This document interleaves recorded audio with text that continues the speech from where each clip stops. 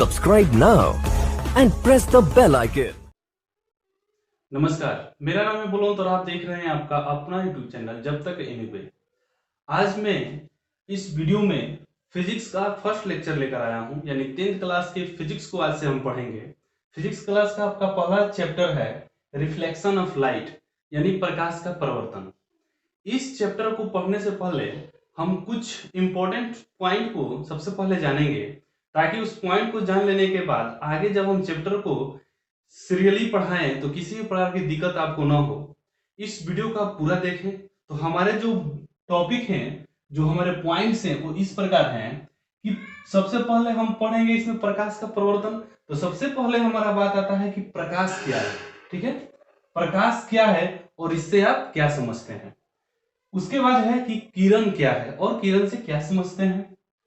प्रकाश पुंज क्या है, प्रकाश जानेंगे। प्रकाश के बाद क्या है, किरण क्या है। किरण के बाद से आपका प्रकाश पुंज क्या है और यह कितने प्रकार का होता है। उसके बाद देखेंगे हम पॉइंट अगला कि दीप्त पिंड और अदीप्त पिंड से आप क्या समझते हैं। उसके बाद का आपका पॉइंट है कि प्रकाश है तो प्रकाश के जाने के लिए आपको प्रकाशीय माध्यम चाहिए। तो आप हम पॉइंट जानेंगे कि प्रकाशीय माध्यम से आप क्या समझते हैं। उसके बाद हम जानेंगे कि पारदर्शी वस्तु क्या है, अपारदर्शी वस्तु क्या है, प्रभासी वस्तु क्या है। और हमारा लास्ट पॉइंट हम लेसन स्टार्ट करने से पहले देखेंगे कि छाया क्या है। तो इन सभी पॉइंटों को हम जानने के बाद हम अपने चैप्टर पर आएंगे। जो हमारा चैप्टर है प्रकाश का प्रवर्तन, उसको हम पढ़ेंगे। तो आइए सबसे पहले हम इन पॉइंटों को देखें। मेरा आपसे निवेदन है कि इस वीडियो को पूरा लास्ट तक देखें। मैं आशा और पूरा अनुमान करता हूं कि आपको कहीं भी किसी भी प्रकार की दिक्कत नहीं होगी। मैं अपने तरफ से भरसक प्रयास करूंगा कि एक एक पॉइंट को मैं पूरा बढ़िया तरीके से डील करूं, ताकि किसी प्रकार की आपको कठिनाई नहीं हो। तो आइए सबसे पहले देखते हैं प्रकाश क्या है। फिजिक्स एक ऐसा सब्जेक्ट है कि इसको जितना ही आप फील कीजिएगा, जितना ही महसूस कीजिएगा, ये उतना ही आसान होता जाएगा और आपको किसी भी बात को समझने में किसी भी प्रकार की कठिनाई नहीं होगी। तो देखिए, हम देखते हैं प्रकाश क्या है और इससे आप क्या समझते हैं। ठीक है, तो प्रकाश क्या है। प्रकाश वह भौतिक कारक है जिसके कारण हमारी आंखों को किसी भी वस्तु को देखने की संवेदना उत्पन्न होती है। यानी प्रकाश, हम कह सकते हैं कि प्रकाश वह एक माध्यम है कि जब वह हमारी नंगी आंखों तक पहुंचता है तो हमारी आंखों को किसी भी वस्तु को देखने की जो संवेदना या अनुभूति जो होती है, प्रकट होती है या उत्पन्न होती है। यानी अगर प्रकाश की उपस्थिति न हो तो हम अपनी आंखों द्वारा किसी भी वस्तु को नहीं देख सकते हैं। तो प्रकाश क्या है, तो प्रकाश वह भौतिक कारण है जिसके द्वारा हमारी आंखों को किसी भी वस्तु को देखने की संवेदना उत्पन्न होती है। अब ये हो गया प्रकाश क्या है। अब देखिए, प्रकाश को समझने में इसको हम के गुणों को भी समझेंगे तो और आसानी से समझेंगे। देखिए, प्रकाश ऊर्जा का एक रूप है। प्रकाश क्या है, प्रकाश एक ऊर्जा का रूप है। यह हमेशा सीधी रेखा में गमन करता है। जो भी प्रकाश होता है, अगर उसके रास्ते में अगर कोई दूसरा वस्तु न आए तो यह हमेशा जो होता है सीधी रेखा में गमन करता है, या इसका जो पाथ होता है, रास्ता होता है, वो स्ट्रेट यानी सीधा होता है। उसी प्रकार देखिए अगला है कि गमन करता है तो गमन भी करता हुआ कुछ इसके वेग होगा। तो देखिए, प्रकाश का जो वेग होता है 3 × 10⁸ मीटर पर सेकेंड होता है, यानी 3 × 10⁸ मीटर प्रति सेकेंड होता है। ये क्या होगा, आपका प्रकाश का वेग हो गया। और प्रकाश एक विद्युत चुंबकीय तरंग है। प्रकाश क्या है, प्रकाश एक विद्युत चुंबकीय तरंग है। अगला इसका गुण है, जो फिफ्थ इसका गुण होगा कि इसकी अनुपस्थिति में हम किसी भी वस्तु को नहीं देख सकते हैं। हमने पहले ही कहा है कि अगर प्रकाश नहीं है तो हम किसी भी वस्तु को देखने की कल्पना तक नहीं कर सकते हैं। यानी प्रकाश का रहना बहुत ही जरूरी है। प्रकाश की जानकारी लेने के बाद आइए अब जानते हैं हम किरण क्या है और प्रकाश पुंज क्या है।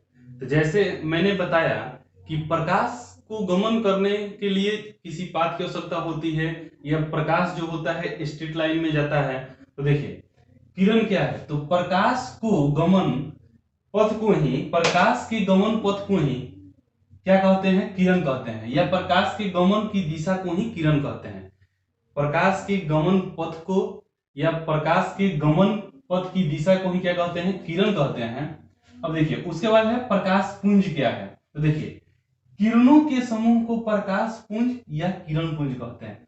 जैसे एक प्रकाश हो गया, एक प्रकाश गमन कर रहा है, जैसे मान लीजिए सूर्य से प्रकाश आ रहा है, तो प्रकाश एक छूट नहीं आ रहा है, प्रकाश बहुत सारा है, यानी प्रकाश का एक समूह आ रहा है, तो उसको हम क्या कहते हैं कि सूर्य का किरण आ रहा है। तो उसी को बोलते हैं कि प्रकाश के समूह को ही क्या बोलते हैं हम, प्रकाश पुंज या किरण पुंज कहते हैं, किरण कहते हैं। देखिए जो प्रकाश पुंज है ये 3 प्रकार का होता है। प्रकाश क्या होता है, प्रकाश पुंज 3 प्रकार का होता है। पहला होता है समानांतर किरण पुंज, प्रकाश पुंज।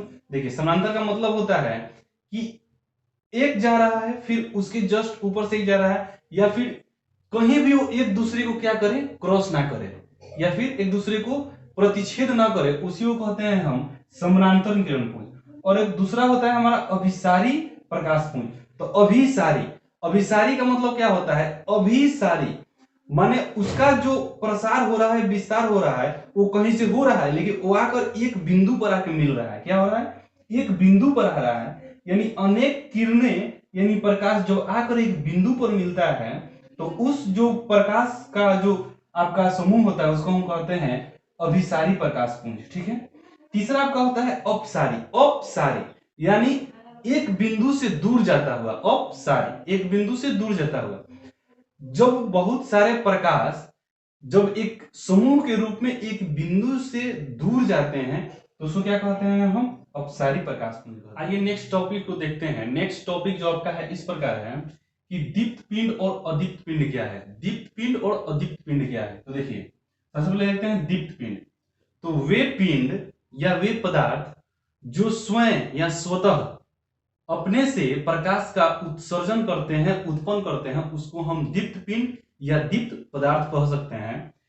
दीप्त पिंड वे पदार्थ या पिंड जो स्वयं प्रकाश उत्सर्जित करते हैं क्या कहलाते हैं, दीप्त पिंड। जैसे आपके क्या हो जाएंगे, सूर्य हो जाएंगे, तारे हो जाएंगे, और दीपक, जो हम दीपक जलाते हैं वो भी जो होता है जलाने के बाद से स्वतः क्या होता है, प्रकाश उत्पन्न करता है, तो वो भी क्या जाएगा आपका दीप्त पिंड।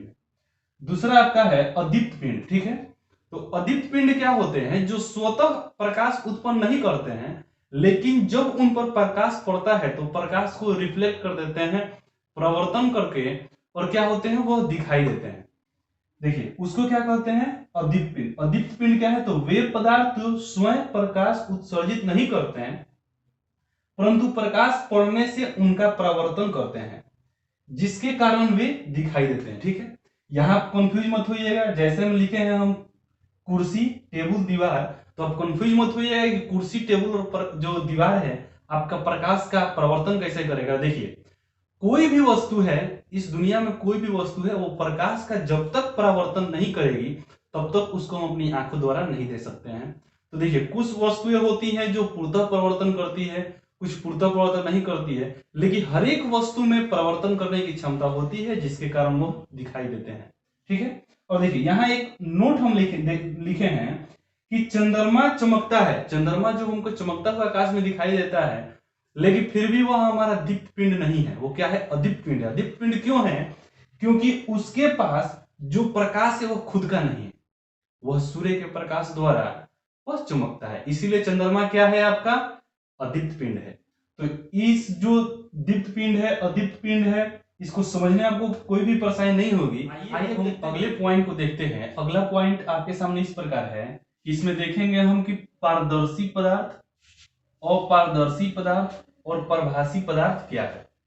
तो सबसे पहले देखते हैं हम पारदर्शी पदार्थ के बारे में। तो देखिए जिन पदार्थों से होकर प्रकाश पूर्णतः आर पार यानी गमन कर पाए यानी कर जाए, पारदर्शी पदार्थ कहलाते हैं, जैसे हवा, पानी, कांच इत्यादि। यानी पारदर्शी पदार्थ क्या होते हैं कि वे पदार्थ जिनसे होकर प्रकाश जो है आर पार कर जाए उसको हम क्या बोलेंगे, पारदर्शी पदार्थ। उसके बाद हम देखते हैं अपारदर्शी पदार्थ। ठीक है। तो जो पारदर्शी के ठीक अपोजिट होगा, पारदर्शी में पार कर जाएगा तो अपारदर्शी में पार नहीं करेगा। तो जिन पदार्थों से होकर प्रकाश गमन नहीं होता है यानी प्रकाश का गमन नहीं होता है वे अपारदर्शी पदार्थ कहलाते हैं। जैसे क्या होगा आपका पत्थर, ईंट इत्यादि। देखिए अपारदर्शी पदार्थ क्या होते हैं कि जिन पदार्थों से होकर जो प्रकाश है वो गमन नहीं कर पाता है, उसको आर पार नहीं कर पाता है, उसको हम क्या बोलेंगे? अपारदर्शी पदार्थ। जैसे पे क्या हो जाएगा? ईंट हो गया, पत्थर हो गया, या फिर दीवार हो गया। दीवार से भी तो प्रकाश से आर पार नहीं कर पाएगा। ये सब आएंगे हमारे अपारदर्शी पदार्थ में। उसके बाद है हमारा परभासी पदार्थ। तो देखिए, हर एक चीज के अपवाद होते हैं, तो इस दोनों के अपवाद, एक में पार कर जा रहा है, एक में पार नहीं कर पा रहा है, तो एक ऐसा भी तो पदार्थ होगा कि जिसमें हल्का सा पार करे। तो देखिए, वही पदार्थ आते हैं आपके परभासी पदार्थ में। तो जिन पदार्थों से होकर प्रकाश का कुछ अंश ही बाहर निकल पाए, यानी कुछ अंश ही वो आर पार कर पाए, उसको क्या बोलेंगे हम? उन पदार्थों को बोलेंगे परभासी पदार्थ। ठीक है। जैसे भी क्या होगा, अगर तेल लगा हुआ कागज है, अगर उस पर हम टॉर्च जलाते हैं तो देखेंगे हल्का सा दिखाई देता है दूसरे साइड कि उजाला उधर है, यानी ऐसा प्रतीत होता है कि जो प्रकाश का कुछ अंश है वो पार कर गया है। या फिर पॉलीथीन, जो पॉलीथीन को आप लेते हैं, पॉलीथीन को लेने के बाद जब उधर से हम प्रकाश किसी भी माध्यम में, टॉर्च हो, बल्ब हो, किसी माध्यम से पार कराएंगे तो देखेंगे हल्का सा उधर प्रकाश निकलता हुआ प्रतीत होगा, यानी प्रकाश का जो कुछ अंश है वो ही पार कर रहा है। तो वो हमारे सब पदार्थ क्या होंगे? परभासी पदार्थ में होंगे। यहां हमने देख लिया पारदर्शी पदार्थ क्या है और पारदर्शी पदार्थ क्या है, परभासी पदार्थ क्या है। आइए अब हम लोग नेक्स्ट पॉइंट को देखते हैं।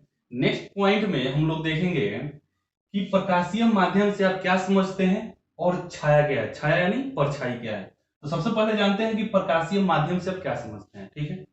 मान लीजिए कि किसी माध्यम से या फिर सूर्य से जो प्रकाश आ रहा है, ठीक है, सूर्य से प्रकाश हमारे पास आ रहा है, तो सूर्य से प्रकाश आने के क्रम में किसी ना किसी माध्यम से या किसी ना किसी चीज से वो गुजरता हुआ तो हमारे पास आएगा।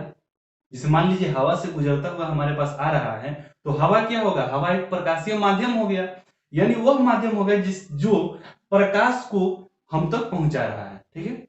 एक माध्यम है, अगर वो माध्यम नहीं रहता प्रकाश शायद हमारे पास नहीं पहुंच पाता। तो वह क्षेत्र जिससे होकर प्रकाश वस्तु से निकलकर हमारी आंखों तक पहुंचता है उसे ही प्रकाशीय माध्यम कहा जाता है।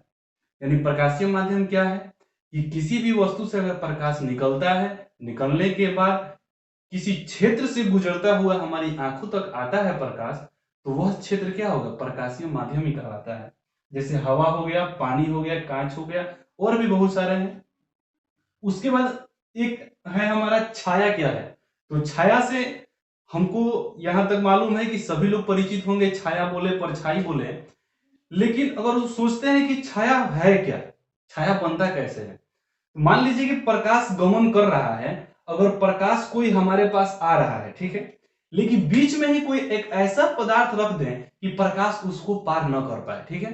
प्रकाश जब नहीं कर पाएगा तो क्या होगा कि उस वस्तु के जस्ट पीछे, यानी प्रकाश के जस्ट सामने जो प्रकाश आ रहा है, प्रकाश के पथ में क्या होगा? एक काला अंधेरा वस्तु के बराबर ही बन जाता है, जिसको हम प्रकाश कहते हैं, जिसको हम छाया कहते हैं। सॉरी, देखिए छाया क्या है? तो प्रकाश के गमन पथ में जब कोई अपारदर्शी वस्तु आ जाए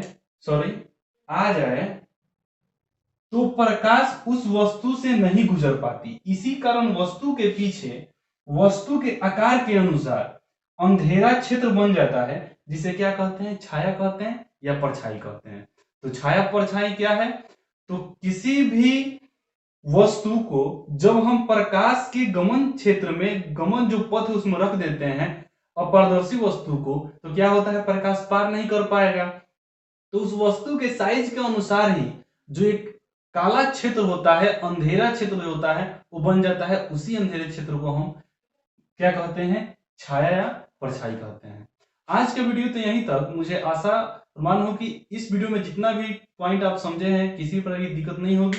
आपको अगर अच्छा लगता है तो लाइक करें, शेयर करें, अधिक से अधिक कमेंट करें। धन्यवाद।